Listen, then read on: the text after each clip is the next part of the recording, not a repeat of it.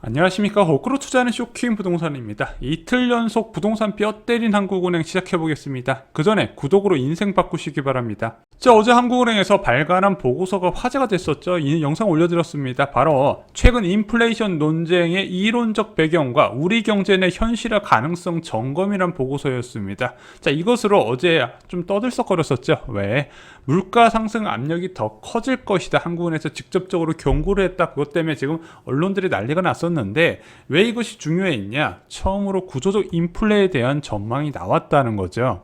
자, 부동산 시장에서 가장 주의해야 되는 것이 있습니다. 바로 장기적인 저금리 이후에 찾아오는 인플레이션이 굉장히 위험한 거예요. 자, 한국은행은 물가 안정에 초점을 맞추고 통화정책을 운영하게 됩니다. 그런데 인플레이션 압력이 가속화되고 또는 장기화된다면요, 바로 연속된 금리 인상에 나설 수밖에 없다는 거예요. 시중의 유동성을 회수해서 소비 여력을 줄여 나간다는 부분이죠. 그런데 지속적인 금리 인상을 하게 된다면 저금리 상황에서 치솟은 전세와 매매 가격 하락세 가 확대가 되게 됩니다. 그러면은 이런 장기간에 이어진 긴축은 부동산 거품 붕괴로 이어질 수밖에 없다. 이것이 미국과 일본의 부동산 버블 붕괴 사례라고 말씀드렸죠.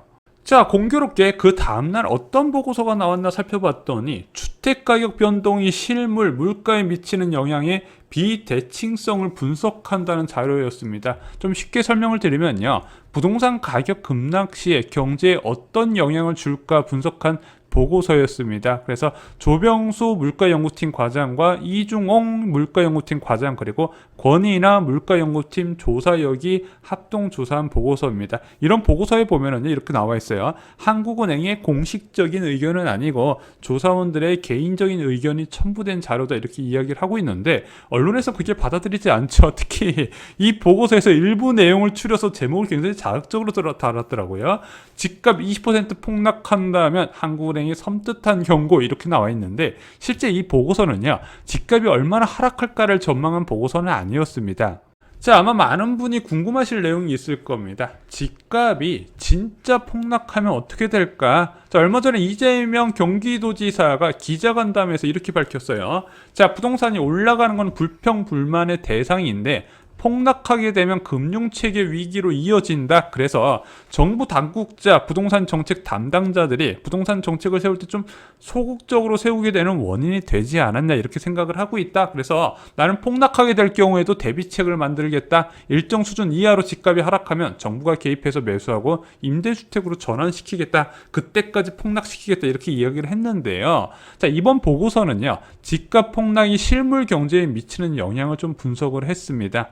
자, 연구자가 얻기를 원했던 결과는요, 바로 주택가격이 실물 경기와 물가에 미치는 영향입니다. 자, 주택가격이 하락하면 소비 침체가 얼마나 일어날까, 그리고 고용시장은 어떤 변화가 있을까, 이것을 정리한 자료였거든요. 자, 주택가격이 빠르게 상승하면 소비가 늘까요?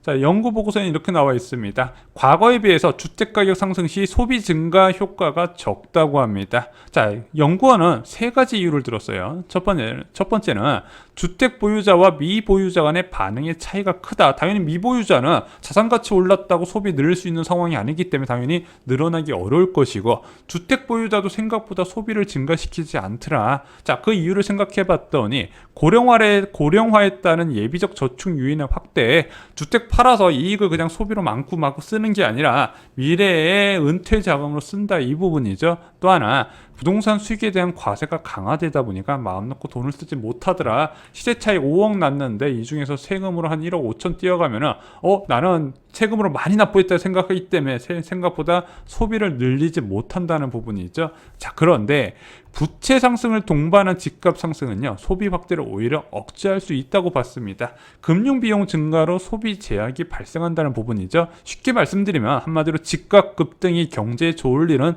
별로 없다는 겁니다. 자, 문제가 되는 것은 주택가격 하락 시입니다. 자, 주택가격 하락 시에는 담보가치 하락으로 기존 부채를 상환하거나 추가 차입 제한으로 소비가 감소할 수밖에 없다, 이렇게 봤던 부분입니다. 자, 그런데 연구는 덧붙였어요. 다만 차입 비율이 낮다면 소비, 고용 변동폭이 크지 않다는 거죠. 즉, 주택가격 변화에 따라서 한국 경제에 미치는 영향은 차입 비율을 보면서 살펴봐야 된다는 겁니다. 자, 그래서 한국은행 연구원들은 전망을 해봤어요. 자, 2년 내 20% 하락할 것으로 전망을 했습니다. 자, 외환위기 상황에서 1998년 2분기 전년 동기 대비 1년 만에 마이너스 17.7% 기록했잖아요. 뭐 그 정도까지는 아니더라도 한 2년 동안 20% 하락한다고 가정을 해봤더니 소비는 최대 4%가 감소하고 고용도 최대 4%가 감소한다고 했습니다. 자, 그런데 주택담보대출 비율을 75%로 잡아요. 한마디로 집값의 4분의 3 정도는 대출을 받고 평균적으로 샀을 경우에 이런 소비와 고용 감소가 있었다는 겁니다. 자, 동일한 상황에서 LTV 비율을 40%로 강화할게요. 75%에서 40%. 한마디로 10억 주택 4억까지 대출해준다고 감안을 해봤을 때 주택가격이 2년 내 20% 하락할 때 소비가 얼마나 변하나 봤더니 최대 0.2% 감소한 것으로 나타났습니다. 큰 변화를 주지 못한다는 거예요. 고용시장도 비슷하게 흘러가게 됩니다. 자, 연구는 이렇게 봤어요. 가계가 차입을 통해 소비 평화화를 할 수 있어 소비 고용 변화가 크지 않다고 본 겁니다.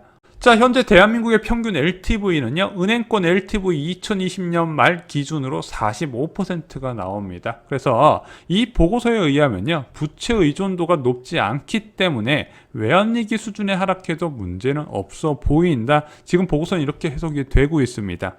자, 미국, 일본 모두 부동산 붕괴 과정에서 높은 LTV가 문제가 됐습니다. 그래서 LTV 비율이 80%가 넘으면 굉장히 문제라는 거예요.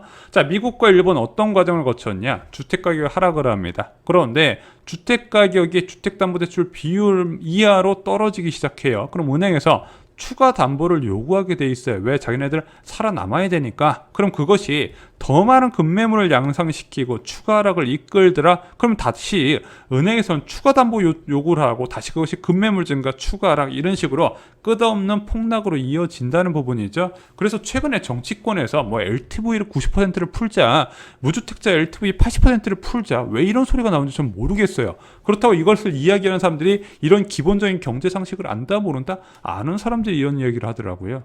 자, 그럼 어제와 오늘 발표된 한국은행 보고서의 연계성을 붙여보겠습니다. 자, 어제는 오랜 기간 저금리가 지속된 상황에서 장기간 인플레이션 가능성이 커졌다고 보겠습니다. 지속적인 금리 인상으로 연결이 돼요. 자, 그럼 금리 인상으로 부동산 가격이 하락하게 된다면 어떻게 될 것인가? 그 부동산 가격 하락이 한국 경제에 어떤 영향을 줄까 보고서가 오늘 나온 겁니다. 근데 결론은 LTV 규제가 강화되어서 외환위기 수준의 하락도 버틴다, 이렇게 결론이 난 겁니다.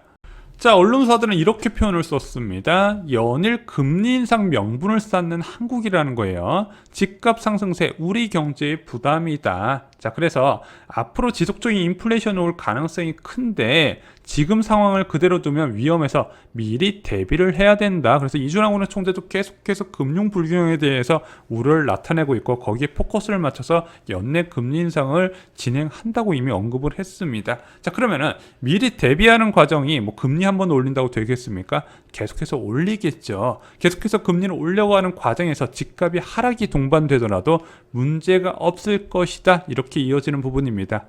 자, 그런데 여러분들 최근에 이런 기사 많이 보셨죠? 금리 인상으로 집값 잡겠다는 한국은행 부동산 시장에선 못 잡을 것이다. 그래서 집값은 금리와 상관없이 계속 우상향할 거다. 이런 주장을 하신 전문가분들이 많이 있습니다. 그래서 금리 인상과 집값 거품 제거의 관계를요, 저희가 다음 영상에서 올려드리겠습니다.